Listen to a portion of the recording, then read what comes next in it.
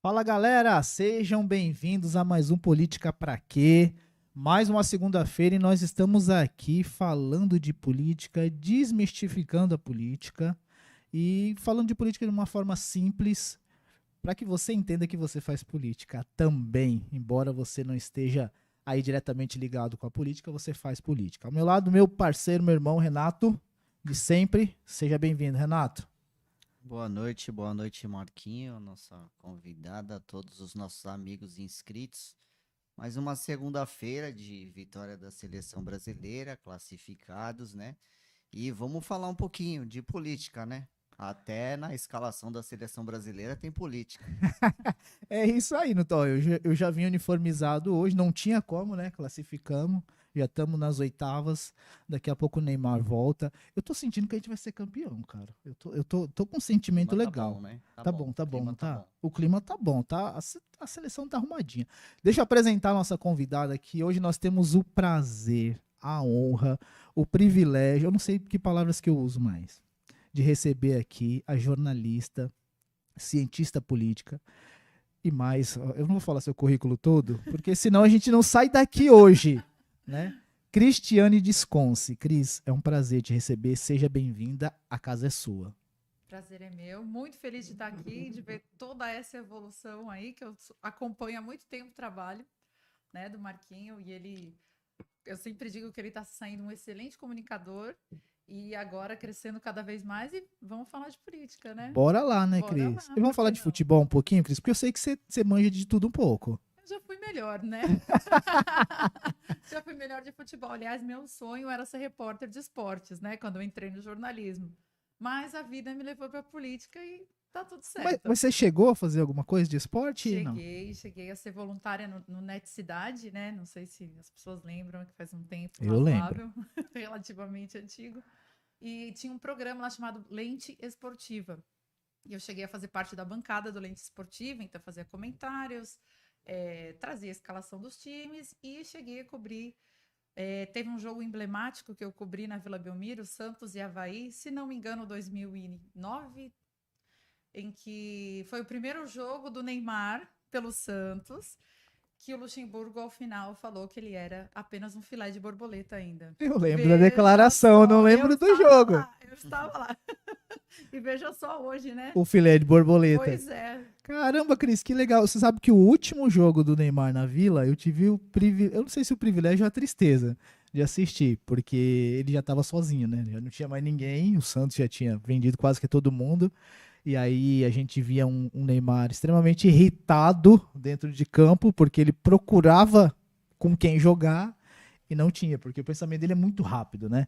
E aí eu via ele chegar, tipo assim, no bico da grande área, ali do lado esquerdo, Renato, e olhar pro lado para tocar pro lateral. Cadê o lateral? O lateral tava lá atrás, no meio Nossa. campo, e ele extremamente irritado. Aí depois teve aquele jogo, acho que em Brasília, né, contra o Flamengo, que foi a despedida O mesmo, último.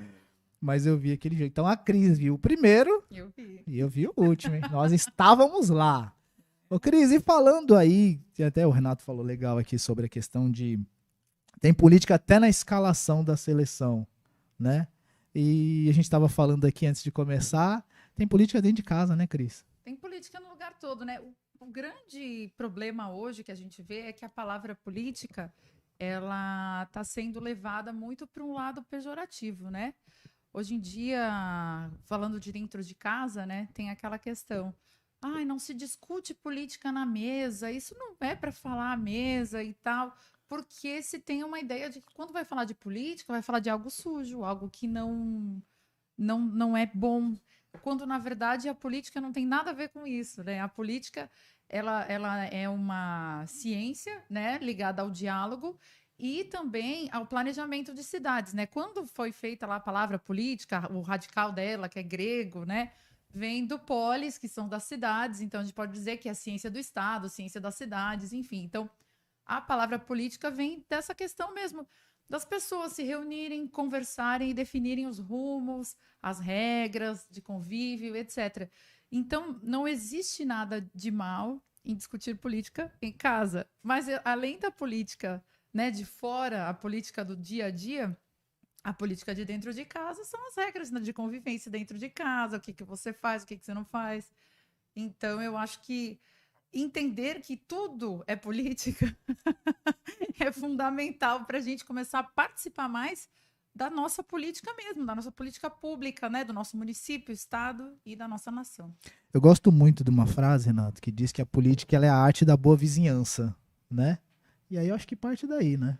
Parte, acho que clima de Copa do Mundo, falando de clima de Copa do Mundo, você viver em comunidade e você tem a ideia de pintar a rua. Você tem autonomia, de repente, para pintar a frente da sua casa. Você vai precisar de política para convencer aquele seu vizinho que é avesso a isso, né? E aí você vai pular por esse vizinho que ainda não quer para falar com outro, para os dois convencer esse vizinho, né? E a política de dentro de casa que a Cris estava falando, por exemplo, se você falar em economia dentro de casa, tá todo mundo ali na refeição e você fala para sua esposa, precisamos economizar. É aquela hora de soltar o talher, parece que é uma coisa pessimista, né? E você precisa articular essa coisa com a família inteira. Isso é política também, né? Cris, Exatamente. diga aí. Sobre essa questão da. É interessante que, assim, tem muito tabu, inclusive nessa questão da economia, né? Da política interna aí dentro de casa. E aí tem muito tabu para falar sobre economia, né? O Renato falou uma coisa interessante de soltar a colher, de soltar. Não para de comer agora, porque vamos falar sobre. Mas é extremamente necessário. Eu acho que aí se a gente vai para a economia, me perguntaram na semana passada, eu participei de um programa, e o rapaz me perguntou sobre economia, e eu falei assim: olha, eu não entendo muito sobre economia. Mas eu acho que quem mais entende de economia é a dona de casa, né? Porque ela vai no mercado. Eu até dei o exemplo para ele que eu adoro ir no mercado. Eu adoro muito, assim, fila de mercado, sabe aquela coisa, escolher as coisas no mercado. Então, geralmente, eu aguardo minha esposa no carro. E aí eu fui, e a semana passada me chamou a atenção que ela me pediu cebola. Ah, acabou a cebola, passa no mercado, pega a cebola. Eu falei, rapidinho, vou entrar pegar a cebola. Tava R$11 o quilo da cebola. Eu falei, caramba, aí você presta atenção de como que está a economia, né? E aí tem a importância de se discutir economia dentro de casa e isso é fazer política, né? De toda forma, né? A gente está sempre fazendo política e volto a dizer, né? As pessoas elas não discutem políticas, elas discutem os políticos. E é aí que a gente entra na grande questão de hoje em dia, que a gente fica fechado em bolhas, que eu sempre falo a respeito das bolhas, e as pessoas não conversam, elas só ficam dentro das bolhas delas, alimentadas pela informação do candidato que ela gosta, ou enfim, agora não mais candidato porque a eleição acabou, mas continua dividido o país, no caso, né, que a gente está falando. Acabou mesmo, a gente vai falar sobre isso. Acabou a eleição? Eu acho que não, mas vamos lá. E as pessoas ficam, então, naquelas bolhas só consumindo conteúdo da pessoa X, do personagem X ou do personagem Y, e elas não entram em temas fundamentais como o preço da cebola, como o dia a dia, o que vai acontecer, porque é aí que são definidos os rumos do país, o nosso dia a dia. Não adianta a gente ficar idolatrando figuras, que é o que está acontecendo hoje no Brasil. A gente está vivendo um fenômeno, né, que na ciência política a gente chama de democracia de auditório, onde não importa mais o partido político, tanto assim, né? Porque a gente vê que mesmo o PT, com a ideologia que tem, se não fosse a figura do Lula, talvez não teria tido esse gás final. Sim. Foi a figura do Lula.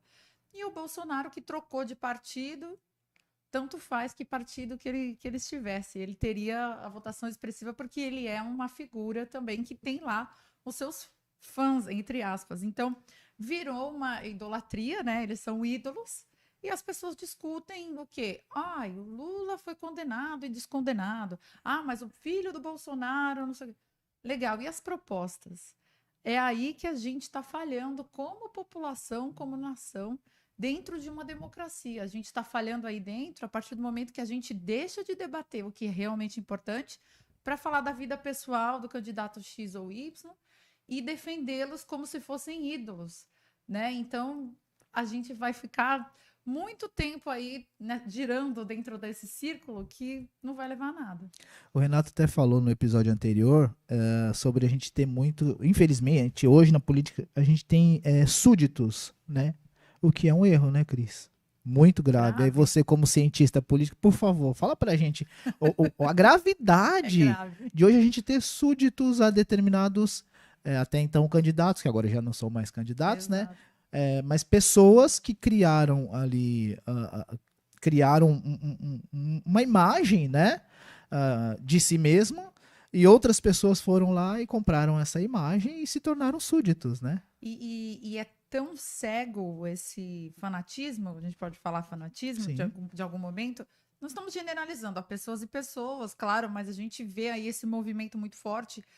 E ele é tão cego que, às vezes, quando você questiona um desses súditos, entre aspas, por que devemos votar em tal ou tal, eles não sabem dizer. Ou então eles preferem dizer, ah, mas é melhor que o outro, porque o outro. E aí tem a coisa do ódio mesmo, né? O ódio, uma aversão, vamos dizer a palavra aversão, que é mais leve, né? Sim.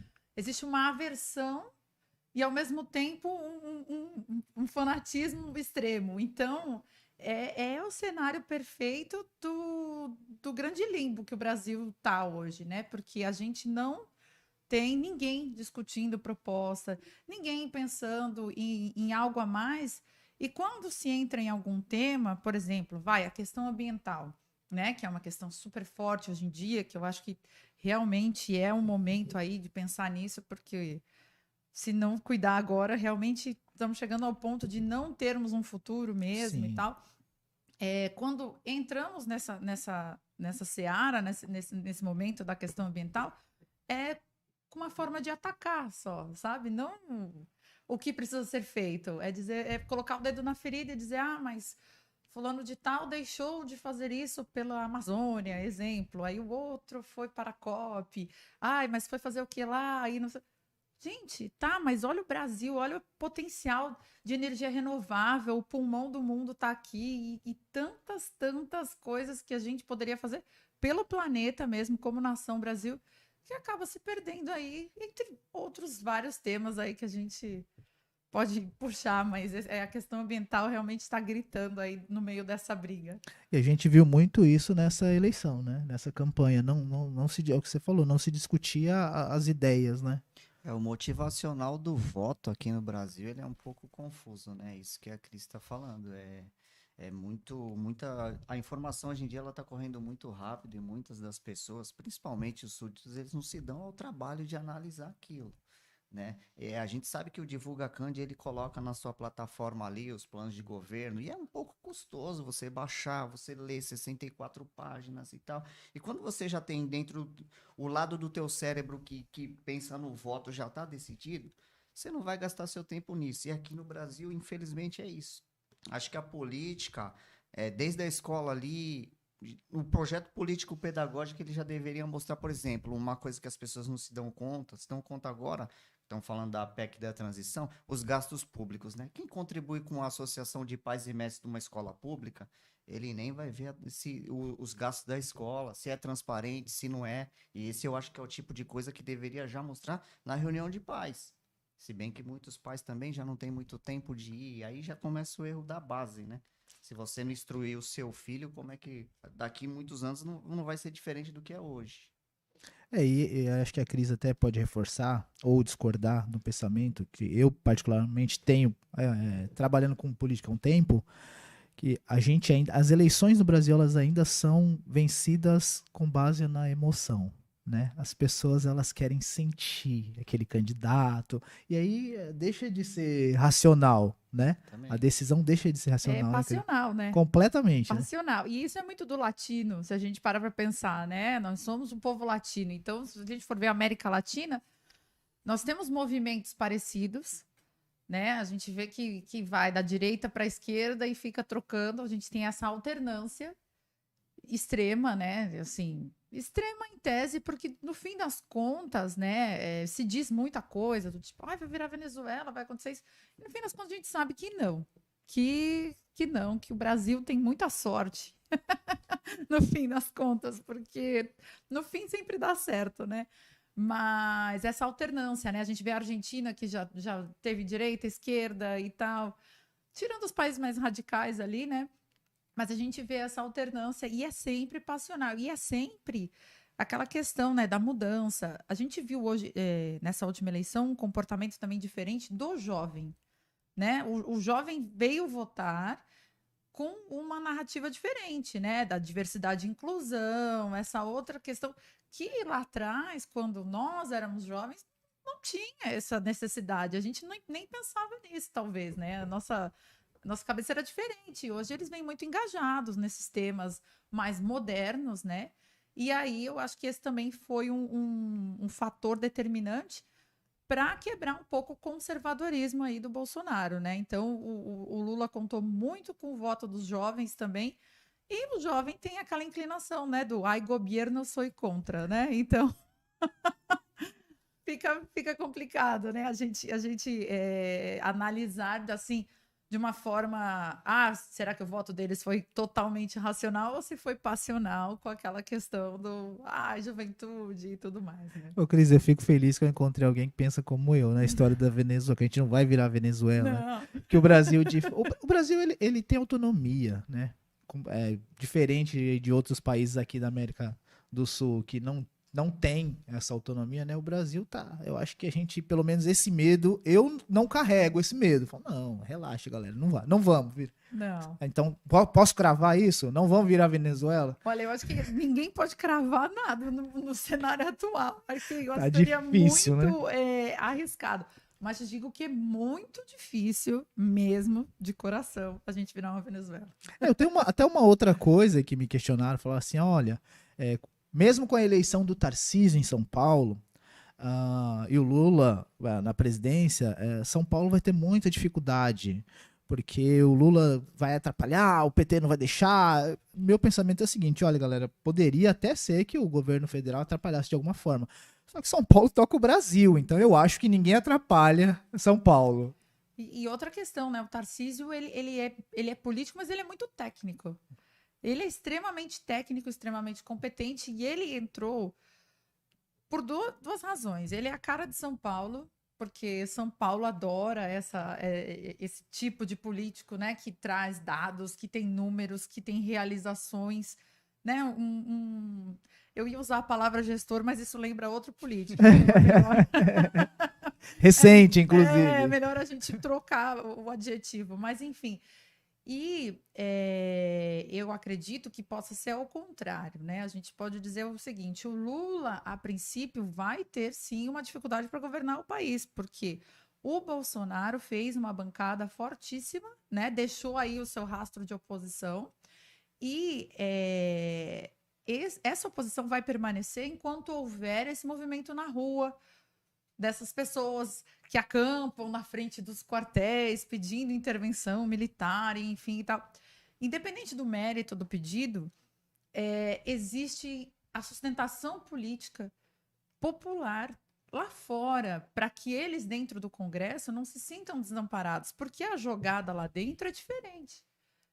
Então, se não há uma coletividade unida ali, pró ou contra, não há como, né? Então, no caso do Congresso, o Lula vai ter muitas barreiras para quebrar.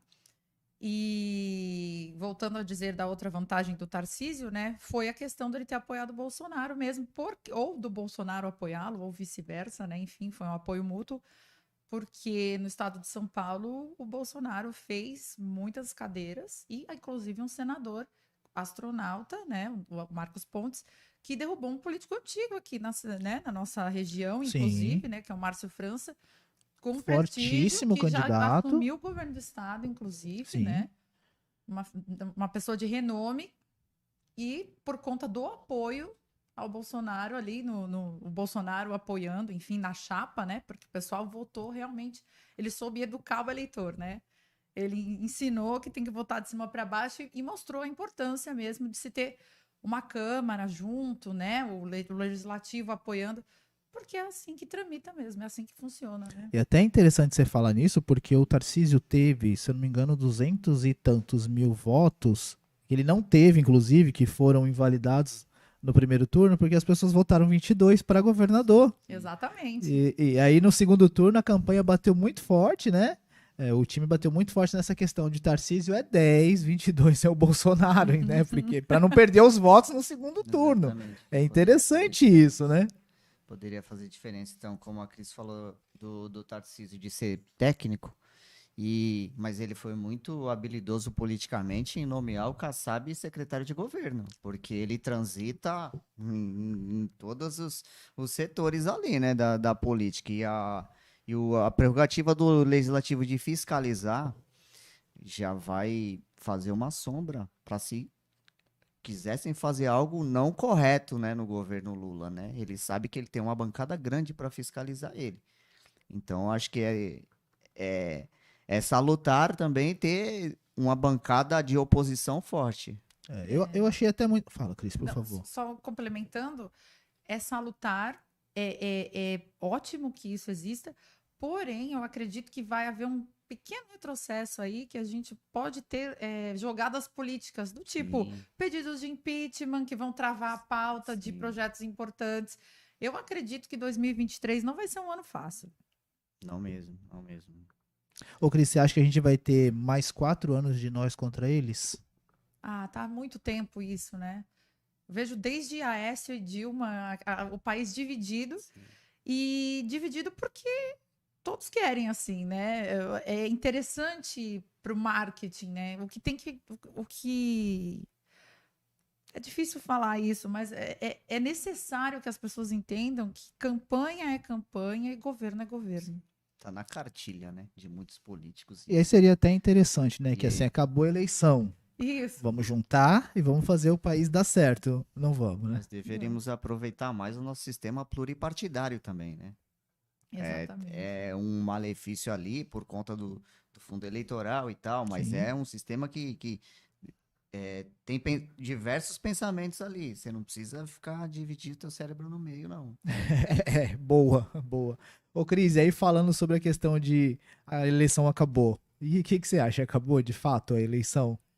A eleição Deveria- propriamente dita, sim. Sim, é porque é o revanchismo completo, é o fla-flu, é a paixão, é tudo que a gente já está falando desde o início, é o cenário que a gente está vendo agora, né? Então, as manifestações, o pedido de anulação, que é e não é. E aí tem também a figura do STF ali extrapolando os limites constitucionais, né? Eu vejo que, né, o papel do STF, todo mundo aqui já deve ter dito, inclusive, no programa, que é um guardião da Constituição Federal. E tá lá apitando, né? Legislando, né? Tá chamando o VAR, vamos fazer o... É o VAR.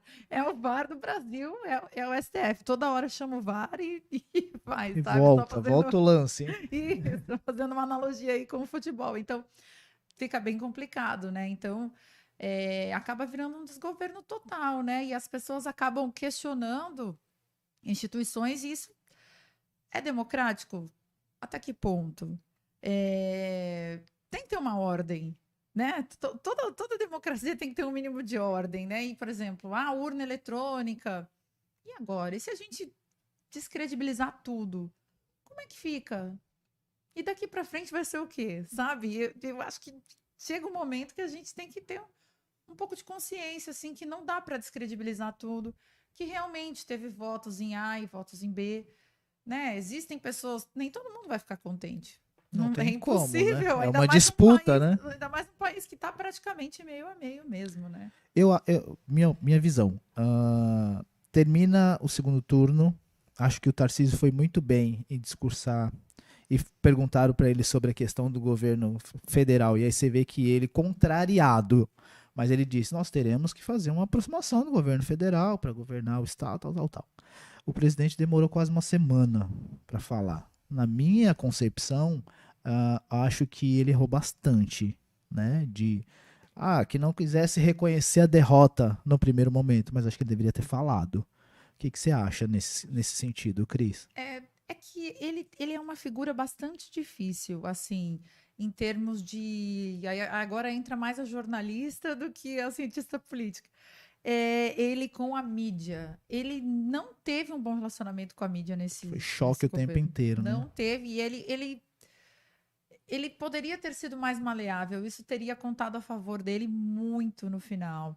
E essa relação, né, que ele criou meio que uma barreira mesmo, acabou deixando ele, entre aspas, ali no final, pareceu acuado, sabe? Eu vou aparecer lá, vão tripudiar, sabe aquela coisa meio que gente, é outra, né? Ele tem que se pronunciar, reconhecer e tal.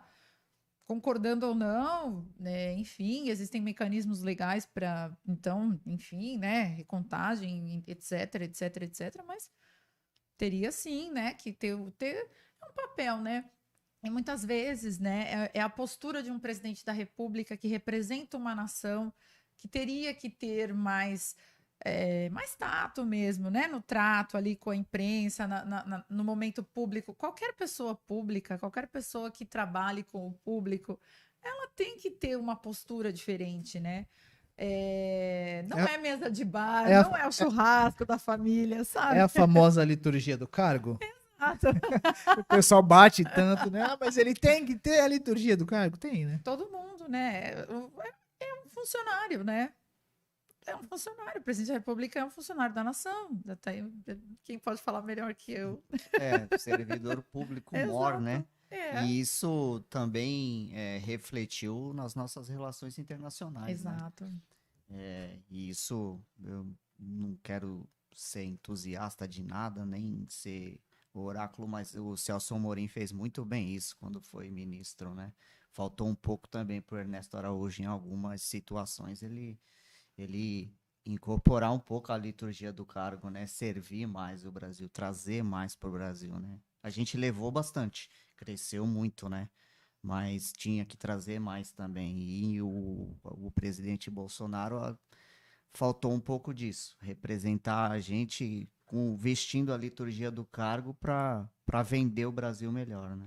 Você vê que coisa, né? A gente quer falar da essência da política, mas não dá. Com o momento que a gente está vivendo no país, não tem como não tocar nesse assunto, né? Exatamente. E aí ainda revivendo a campanha, Cris, porque tá muito quente ainda o negócio, né? Eu acho que o Bolsonaro perdeu para ele.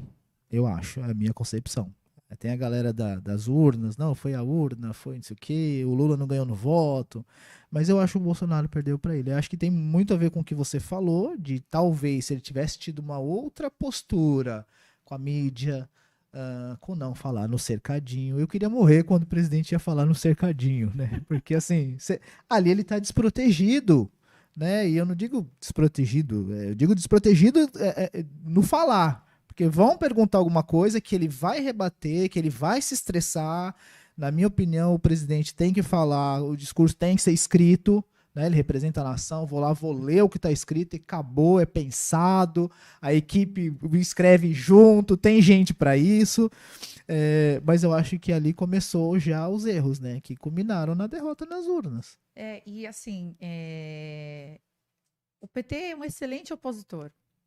Que sabe fazer com maestria e sempre soube, né? Só que agora vai ser a vidraça e a pedra tá na mão da galera do Bolsonaro, vamos dizer assim, né? Então, agora o jogo vai mudar. Mas o Bolsonaro deixou muitas arestas ali, né? Para serem aparadas ali. Ficou muita coisa de fora. Por exemplo, a condução da pandemia, né? Ali, naquele momento da vacina, e ele aparecendo sem máscara, no momento em que ninguém sabia o que era o vírus, como a gente pegava. Houve um momento que a gente acreditou que até um cachorro que saía na rua ia trazer Covid para dentro de casa. Sim. A gente Ninguém era sabia o que fazer, ignorante, né? Com relação àquilo, né? Completo. A gente desconhecia e tava morrendo muita gente. E ele aparecia com total desrespeito a essa questão. Muita gente, graças a Deus, não aconteceu na minha família, enfim, mas muita gente perdeu entes queridos. Era um tema muito sensível que foi tratado de uma forma meio desleixada, assim, é uma gripezinha e tal. Eu mesma no começo pensei que era uma gripezinha também, mas eu não poderia ir a público e falar uma coisa dessas. É a responsabilidade do cargo. Né? E não dava para tratar o país como as suas declarações oficiais como se estivesse num churrasco com os amigos, né? Isso não pode acontecer de jeito nenhum. Qualquer um. O Lula também vai dar umas pérolas, pode aguardar. Isso com certeza, né? E aí a gente volta falando de como o eleitorado brasileiro é latino, né? É passional, então é uma declaração, fica guardado, né? Uma hora eu vou usar contra ele, não tem jeito, né, Cris? E a mídia também é feroz, né? A mídia, imagina, a mídia não faz isso. E o diferencial, né, de agora, dos tempos mais modernos, né, a gente vê, por exemplo, existe aquela história do debate emblemático, né, Lula e Collor, lá de 89, né? Que existe até um documentário de que aquilo foi editado num dia antes da eleição e a pesquisa era por telefone e tal. Era a única fonte de informação que a gente tinha na época. Então era muito fácil. Não estou batendo nem certificando que aquilo foi manipulado. Eu estou dizendo, né, sobre o documentário. Acho que é muito além do Cidadão Kane, o nome do documentário, se não me alguma engano. coisa assim. Mas só tinha aquela fonte. Então, realmente, de fato, aquilo poderia acontecer facilmente. Hoje existem N fontes de informação. E como, né, já foi citado aqui, as pessoas não checam. E as pessoas se informam nos canais onde querem, por exemplo. A Jovem Pan é claramente uma mídia de direita, né? E aí você vê já a Globo com viés mais de esquerda, pelo menos se mostrou assim nos últimos momentos, mas vai Serpenteando. conduzir, exato, de acordo com o que vale a pena ali naquele momento, né? Então a gente vê isso, só que acaba que as pessoas acabam buscando informação onde elas são acolhidas. E aí elas continuam ali e não questionam.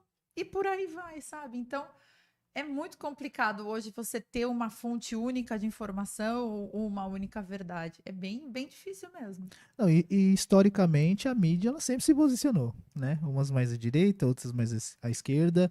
E aí a gente tem até a questão das redes sociais, né, Cris? Que veio para ajudar muito, né? A internet tá aí, tá aqui a gente ao vivo no YouTube agora.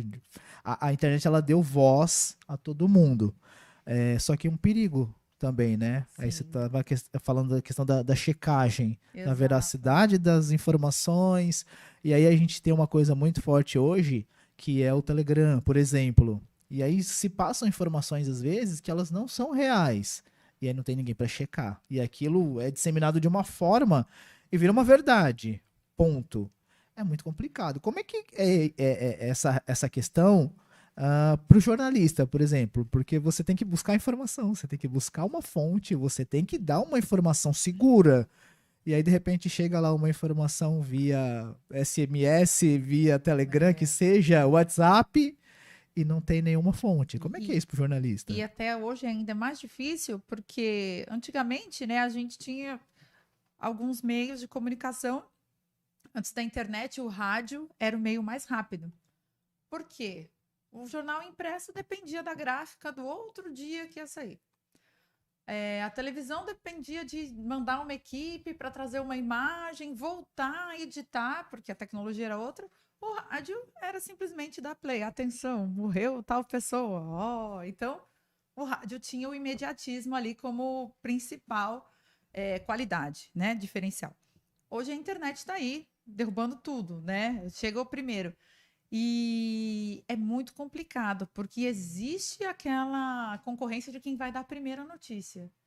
Só que nesse afã de ser o primeiro, a chance de ser o primeiro e ser o primeiro de fazer o que a gente chama no jornalismo uma barriga, é grave, né? É muito difícil. Então, checagem, checagem e checagem.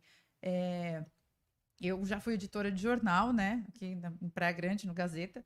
E sempre tinha muito critério, né? Porque o repórter ele sai, ele volta e tem que ter uma grande responsabilidade.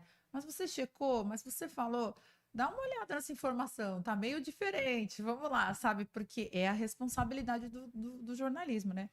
E para identificar uma fake news, né? A pessoa que tá vendo, é só olhar o site, né? Por exemplo, chega lá, sei lá, barbado.com.br, não sei o quê. Não sei, inventei o nome, tá? Sim. Se existiu o site babado, me desculpa, não foi É foi só um pessoal, exemplo. não foi pessoal.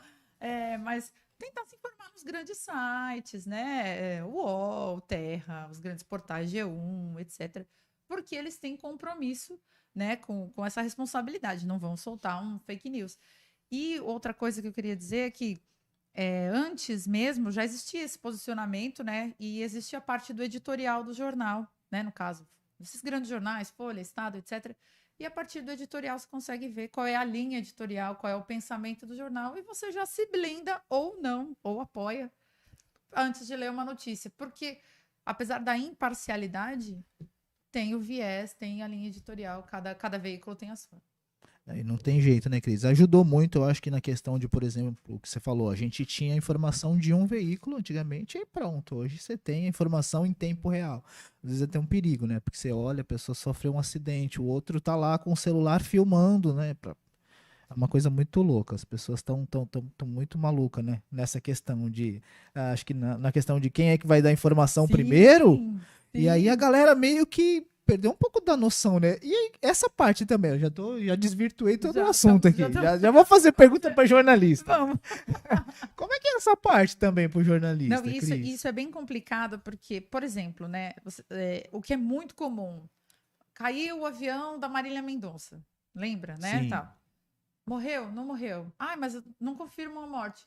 Não pode confirmar a morte se não tiver uma confirmação de uma autoridade oficial. Ela tem que ir para o hospital. Tem lá, o fulano de tal pegou e filmou. Ah, tudo bem, mas não é oficial.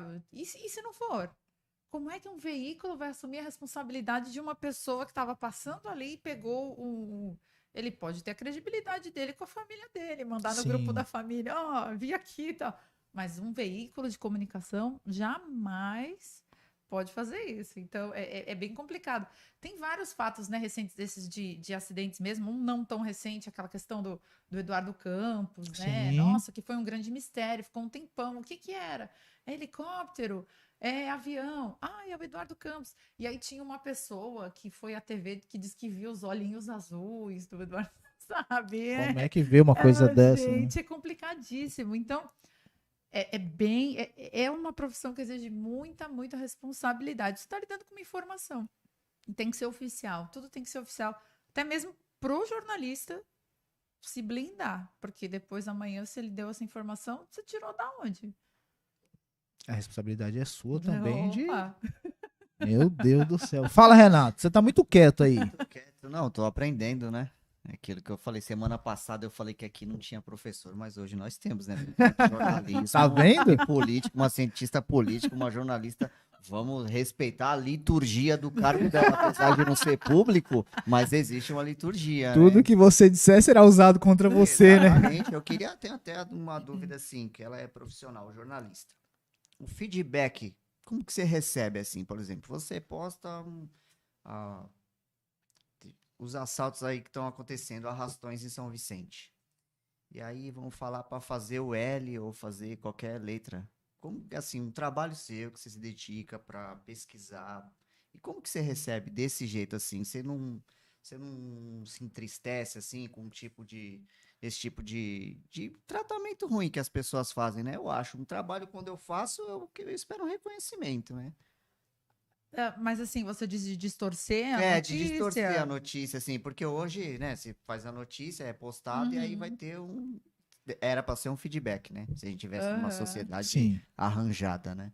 É bem complicado, né? Na verdade, tem que manter a questão da informação a todo custo e aí entra uma pessoa que vai fazer, vai distorcer, ela que vai cair em descrédito, né? Então, não existe essa questão, né? O jornalista, ele põe a notícia da forma mais imparcial possível, por isso que depende de uma série de fontes. Existe aquela questão de ouvir os dois lados. Quando eu tô fazendo uma matéria sobre um tema polêmico, tem que ouvir os dois lados. Imparcialidade é o nome da questão mesmo. E a partir daí, claro, aí vão vir os súditos e vão comentar em cima, vão achar ruim, vão achar bom, mas o jornalista fez o papel dele de imparcial, né? Então ele vai contar, por exemplo, você falou do arrastão. Teve o arrastão? Teve. O que tá lá no boletim de ocorrência? O que a polícia falou? O que a testemunha falou? O que a pessoa que foi roubada no arrastão contou? Você vai ouvir o fato de várias pessoas. Todas elas têm nome. De acordo com o policial X. Então, ele está representando um órgão, né? A polícia militar. Então, ele tem a responsabilidade. Então, ele tá falando a verdade. Naquela senhora que, sei lá, caiu no chão. Ela vai contar como foi, vai narrar. E aí você vai tentar contar a história de longe, né? Da forma mais imparcial possível. Mas vai ter alguém que não vai gostar, é normal. Isso é natural. Sempre vai desagradar alguém, né? Que me perguntaram semana passada o seguinte: você tá vendo onda de arrastões e tal. Eu falei, eu vi, isso preocupa. Você não acha que isso tem... Não, desculpa, você não acha não. A pergunta foi, você acha que tem relação com a eleição do Lula? Eu falei, rapaz, você foi muito longe. Como é que eu vou falar pra você que sim? Ou que não? Eu não posso dizer Não isso, tem como, né? Não né? tem como cravar isso. Não existe, a não ser que o Lula vá na TV e fale, eu mandei fazer essas arrações. Aí vai ser. Né? Fora isso, Uma noite de crime, versão Tupiniquim. É, isso. então, é mais ou menos isso. É complicado, né? As pessoas Será não que sabem nós vamos perguntar. ter isso aí? Eu acho que Acho não, que né? não, acho que não. Não faz nenhum E até sentido. porque o governo ainda é outro, né? Ganhou a Exatamente. eleição, mas o governo E há ainda é um outro. grande, né? As pessoas gostam, né, de uma teoria da conspiração, Ah, né? sim, sim, sim. Ah, é tão legal, é mais fácil, né, de acreditar É na muito mais verdade, né? fácil, muito mais fácil. Eu acho, inclusive, e aí falando exclusivamente para um nicho, que é os apoiadores do presidente Bolsonaro, e aí eu falo dos que são aqueles que são assim, eu sou Bolsonaro e ponto, não mudo de ideia. Ortodoxo. Chega a ser ortodoxo, né? E aí eu penso o seguinte, galera, se o Lula fizer um mau governo, qualquer bobagem que ele fizer, é porque a lupa tá em cima dele, acabou. O primeiro erro dele, o Bolsonaro se fortalece absurdamente para 2026, né? E aí até a Cris falou sobre a questão da resistência que o Lula vai ter no Congresso.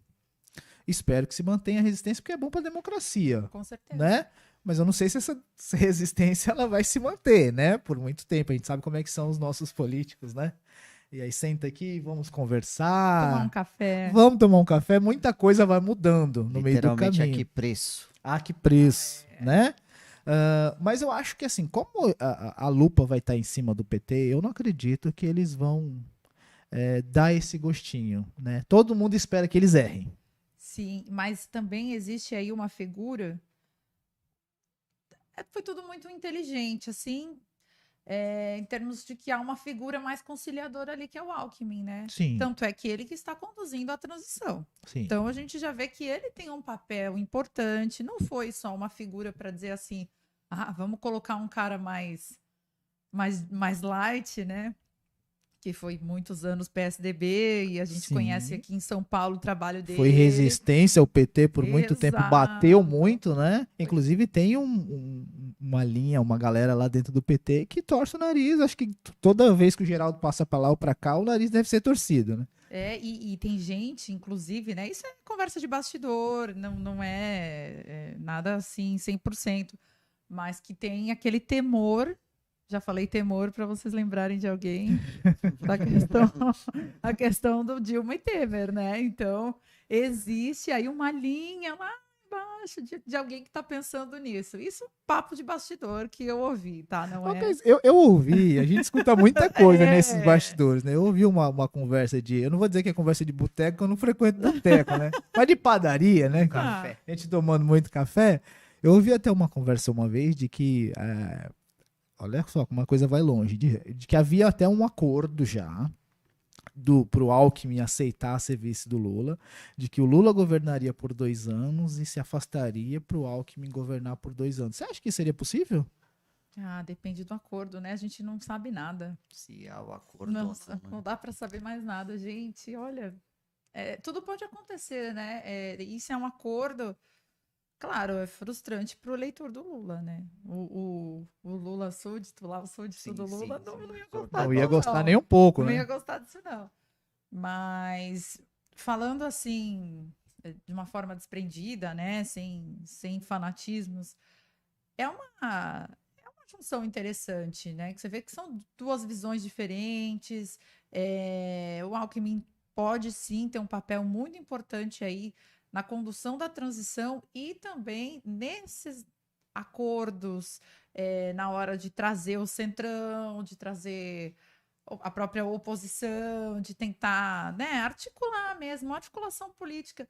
Vamos acreditar que existe uma articulação política ali pelo diálogo e pelo bem, né, da nação, pelo bem dos projetos.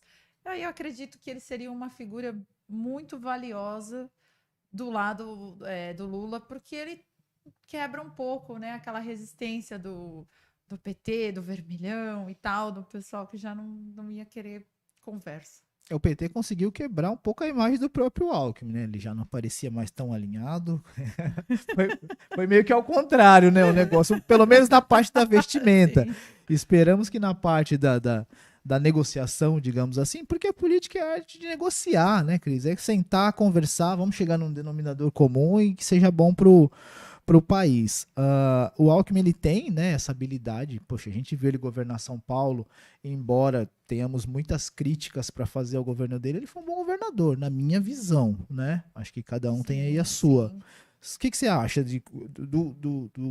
da posição dele de quando governador de São Paulo? Você acha que ele foi um bom governador? Foi um bom governador. É que São Paulo realmente veio de uma, sei lá quanto tempo aí, veio de muito tempo do PSDB, né? De governos sucessivos do PSDB. E aí acontece a questão das pessoas já quererem essa alternância de poder e tudo mais.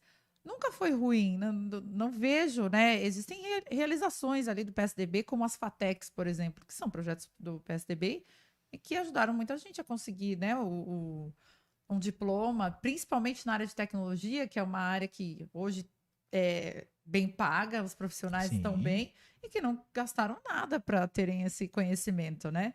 Então, você vê que foi feito muito pelo Estado, mas acaba que é impossível agradar a todos. E é um Estado como São Paulo, ele tem um interior que é muito forte, né? A gente está aqui no litoral, mas a gente esquece do interior do Estado, né? Que tem suas culturas, enfim. E a gente, quando vai ao interior, vê como é organizado, como é limpo, né? Como é muito diferente do clima nosso aqui do litoral, que já é mais despojado, uma coisa diferente. E claro, São Paulo, capital, que fica uma coisa que tem de tudo lá, né? Nossa, todas as tribos se encontram em Todas as São Paulo, tribos, né? do máximo luxo à maior humildade, assim, tem de tudo. Então, é uma posição difícil, mas que não deixou a peteca cair. Nunca ouviu falar, São Paulo está em crise, São Paulo não é mais a locomotiva do Brasil, São Paulo deu errado. Todo esse tempo, não. Ô, Cris, agora eu vou botar um pouco de fogo no parquinho. Você acha que o PSDB morreu? Se não morreu, tá na UTI. O PSDB tá na UTI. Uou! Escutou isso aí, Doni? Forte isso, hein? Tá na UTI. Não, Respirando por aparelhos. tá bem difícil, Difícil, né? né? Porque essa última eleição realmente, talvez por não ter tido um candidato à presidência, acho que perdeu uma boa oportunidade de fazer uma terceira via com o Eduardo Leite, do Rio Grande do Sul. Acho que ele ia trazer um fôlego diferente. Não sei se seria eleito, porque nesse cenário de Fla-Flu ficaria muito difícil entrar um outro candidato, mas ele vinha com uma narrativa legal, uma coisa moderna, né? O fato dele ser um homossexual assumido e tudo bem, né? Tudo certo, e um excelente governador de um estado como Rio Grande do Sul, conservador, né? E que tem lá o seu mérito reconhecido, um político jovem também. Então traria uma coisa diferente, mas teve muita questão interna, né? O Dória entrou rasgando e no fim das contas brigaram e não conseguiu lá definir um nome. Nessa o Alckmin sai, vai né, pro PSB, soma com o PT e todo mundo que, entre aspas, poderia ser PSDB nessa questão, migrou para o 22 ali. Não todo mundo, tá? Mas eu vejo um movimento muito mais fácil de entender do PSDB migrando para o 22 do que migrando para o 13. É muito mais, assim, coerente, né, de imaginar. Porque os valores combinam, enfim. E nessa, ninguém lembrou de votar no 45 ali, né? Exatamente. A gente pode até, as pessoas podem criticar, podem discordar muito do PT. Só que é um partido que tem valor agregado, né? Eles conseguiram sair da UTI e voltaram ao poder. Eu não consigo ver, minha opinião, não consigo ver o PSDB com essa força. Não, porque falta uma figura. E aí a gente volta no que a gente começou falando, da democracia de auditório. Quem é a figura do PSDB que seria uma figura, né? Assim, a gente lembra, se a gente for pensar assim, uma grande pessoa do PSDB, foi o Fernando Henrique Cardoso, que hoje fala que vai votar no Lula. Quer dizer, então, totalmente desconexo com os valores do partido, que era sempre, né, uma coisa mais centro-direita, tal, né? Então, é bem difícil. E aqui para nossa região, passando para nossa região, né, esse enfraquecimento do PSDB a Sim. nível nacional pode mudar muita configuração, principalmente aqui na nossa cidade, em que a maioria dos vereadores é do PSDB, né? Sim, Grande parte dos vereadores é do PSDB e acompanhando, né, o governo municipal e toda essa questão dos prefeitos também da região. Se não me engano, apenas 2 não são do PSDB aqui na nossa região. A gente precisa ver o que vai acontecer daqui para frente, porque é muito, muito capaz de ter um esvaziamento também aqui, no nível municipal. Porque vai ser mais difícil de alcançar alianças, né, de transcender, porque a gente fala, vamos falar de município, o vereador precisa, às vezes, fazer uma ponte com um deputado estadual, ele precisa alçar alguma coisa que é federal, né? Aí faz um requerimento a nível federal para conseguir uma verba que já não compete ao município. Então, ele tendo esse diálogo direto, não estamos dizendo que ele vai passar por cima do prefeito, mas que ele tem esse poder de se relacionar entre os legislativos, né? E a partir disso, ele não sendo de um partido que tem um espaço, um poder ali, fica A mais força difícil. que Ele, tinha, né? ele começa também a migrar. E aí vai ser uma migração em cascata, né? Você acha que com essa alternância de PSDB, né, falar do governo do estado agora, aí agora a gente tem o Tarcísio do Republicanos, você acha que a gente vai ter uma debandada de prefeitos no estado para os republicanos? Porque assim, o estado nunca viveu um outro partido há tantos anos, não tem um outro partido governando. Eu não posso precisar para que partido eles vão, assim, mas acredito que os prefeitos do PSDB podem sim dar uma debandada boa, porque vão precisar negociar, vão precisar de. Enfim. E a partir do enfraquecimento do partido, é triste, né? Porque vai esvaziando mesmo. E quando os partidos hoje já não têm aquela identidade, já não tem aquela questão como deveria ser, né? Como deveria ser. Ah, a bandeira desse partido é X. Ah, esse aqui é o partido do café. Esse aqui, ó, você quer falar de café? Vamos falar com o pessoal desse partido. Não tem mais isso. Como foi criado para ser, né? Que era a democracia partidária, que foi substituída aí pela democracia de auditório também por conta de rede social, do momento que a gente vive hoje. E aí é o que acaba acontecendo. Aí as pessoas trocam assim, então agora vamos votar de Bolsonaro dos pés à cabeça. E PSDB, quem é? Nem sei mais, sabe? E ficou assim mesmo. Mas aí também a gente tem a questão, né, Renata? A gente tem quase 40 partidos, né, Cris? Como é que a gente tem 40 ideologias para defender? Não dá, né? É que eu tinha falado, e todos os pensamentos estão representados, mas não por todos, né? Tem Não muitos dá, é ali que muito, né? não Acho que dá. até a questão das a cláusula de barreira, daqui umas 2, 3 eleições a nível nacional, né? A gente vai diminuindo a questão de partido, Já tem acredito havido eu. muitas fusões, né? Já. de Sim, momento, né? sim. E é que a gente estava falando em off antes de começar também, muito de 24 já, dia 2 de janeiro. Se for nessa toada de revanchismo, com certeza a última chance do PSDB é 24, aqueles que ficarem dentro desse Titanic que é o PSDB, né? Tá meio que o último que sair apaga a luz, né? É. Tá. Eu tenho a minha visão, Cris, e eu tô falando bastante sobre a minha visão hoje, né? Eu acho que o Dória deu uma bagunçada no PSDB. Eu. Quando ele entra, Total. bancado pelo Geraldo lá atrás, que eu lembro, por exemplo, uma época que eu frequentava bastante a Assembleia Legislativa, e o candidato era o Capês, a Prefeitura de São Paulo. O Capês era o Promotor, candidato do PSDB, e aí o Geraldo banca o Dória. E aí, pela primeira vez na história, a gente teve as prévias dentro do PSDB por conta do Dória. Ele ganhou as prévias e ganhou a prefeitura. Saiu lá de trás e ganhou no primeiro turno, se eu não me engano. Foi no primeiro foi turno. super bem. Só que aí, logo depois, é a fábula do escorpião e do sapinho, né? Tava atravessando o rio, não teve jeito, né? É o instinto. E aí ele meio que dá um chute no Geraldo ali. E eu acho que ele jogou o Geraldo pro lado do Lula, minha visão também.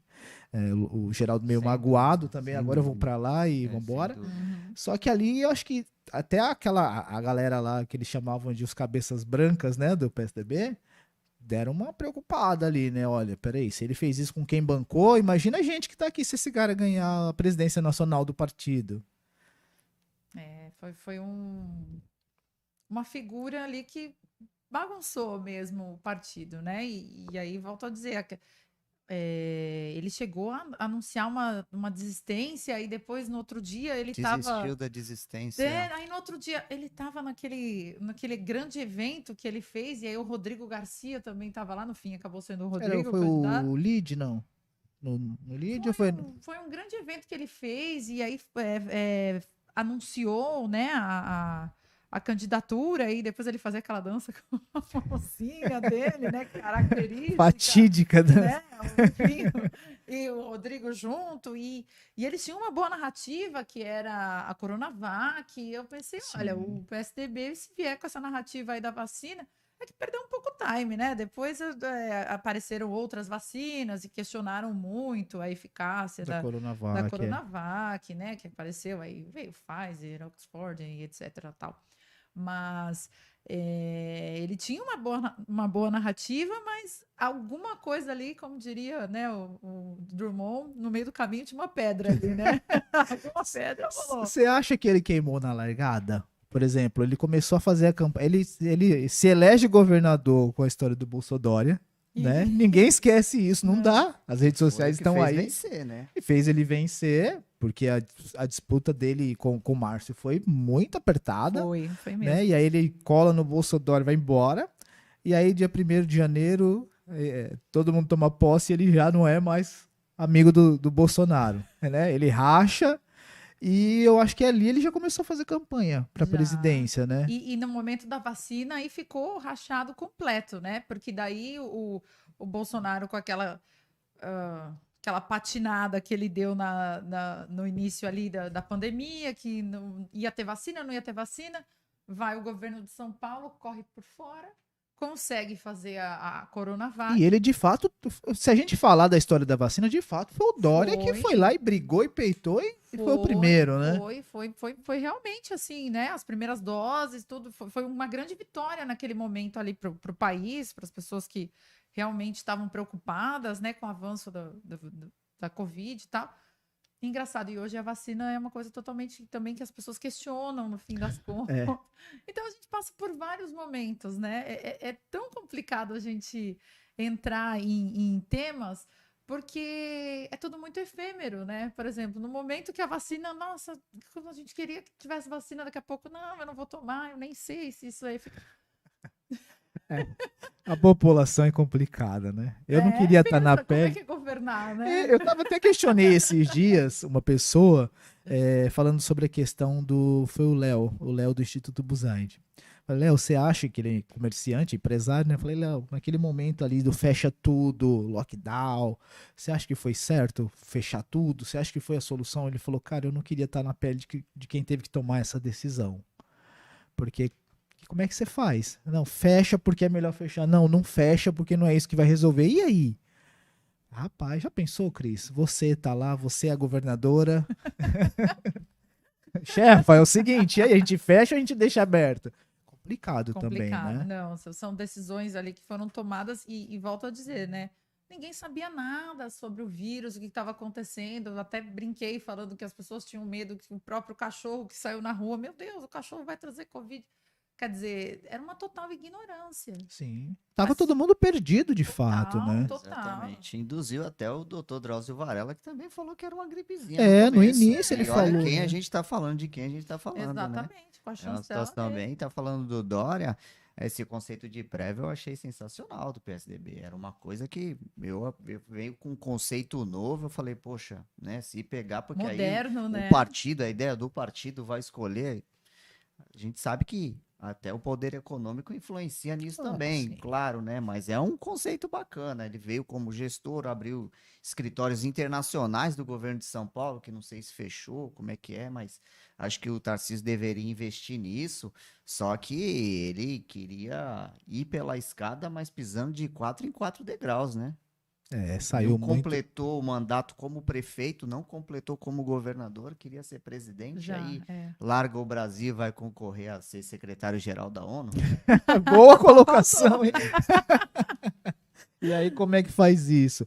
Rapaz, olha, assunto aqui não falta. Doni, como é que a gente tá? O Doni é que controla a gente aqui. Já? E você nem avisou?